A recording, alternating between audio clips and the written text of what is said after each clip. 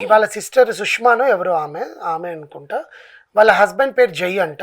వాళ్ళ హస్బెండ్ని కూడా తీసుకొచ్చారంట. వాళ్ళ సిస్టర్స్తో ఉండదంట. మొన్ననే కదా ఉగాది పచ్చడి నువ్వు తయారు చేసాడు, ముగ్గురు అక్క చెల్లెళ్ళు కలిసి ఉగాది పచ్చడి తయారు చేసి ఆ మామిడికాయతో ఆవకాయ పెట్టిన వీడియో పెట్టావు. మొన్ననే అండి ఉగాది అయింది, 30వ తారీఖే. అసలు నాకు సంబంధం లేదు అని చెప్పడం, మళ్ళీ మీడియాకి వచ్చిన యూట్యూబ్ ఫ్యామిలీ అందరూ నాకు సపోర్ట్గా ఉండాలని అనడం.